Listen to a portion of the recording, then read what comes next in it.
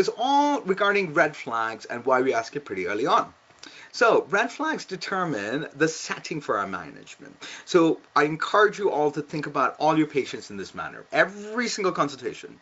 So the first question is, does this patient need to go in a hospital urgently? Okay, so that's all your septic patients, your heart attacks, your strokes, anything that's an emergency, right? So think about that first. Ask those questions first.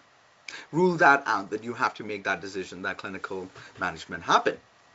Next, we have, and this is again very relevant to elderly care, consider that this presentation might not be what it seems. It might actually be a hint towards malignancy, and we're getting so much amazing data where, yes, our 2-week wait criteria might say specific things, but thinking about risk factors that patients might have, thinking about other ways that patients might present.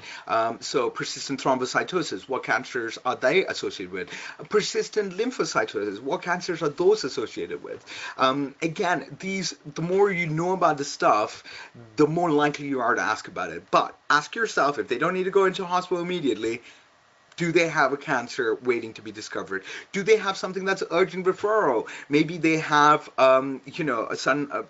features of rheumatoid arthritis. So you might want to refer that to rheumatologists and get them seen ASAP. Maybe it's decompensated heart failure. Maybe it's other, vascular conditions that can really change quite rapidly. So think about those urgent referrals. Ask those questions related to that. And again, it's about those associated conditions with the presenting symptoms. So I love NICE-CKS here, and you'll see all the slides today are from that in terms of our guidelines. Well, majority of them anyway. But essentially, the reason why we're using that, I personally like that as a gold standard, is you've got that background section, it's got that definition section where it tells us exactly when to suspect a condition. But I love that extra little bit where they talk about associated symptoms or what else it could be, differentials. So it's important to think broad and then narrow things down. Okay, that's really, really important.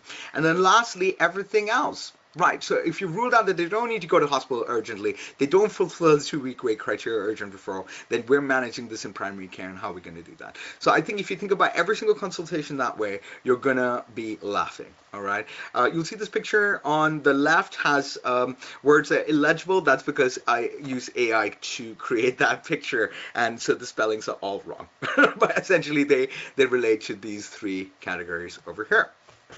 So let's talk about the curriculum. I've got this from the RCGP, and this is their super condensed topic guide. So there's the more comprehensive one that you can find on their website as well, just as easily. So it's very important that we're working with patients to promote health in old age. Monitoring, managing long-term conditions and multimorbidity is something that the RCGP like to focus on. Consider the social and psychological impact of long-term disability, declining functions. There is pathophysiology, of course, but there's the normal process of aging we need to pay attention to. And recognizing the difference between the 2 things is key to getting our patients the best quality of life that we can get them.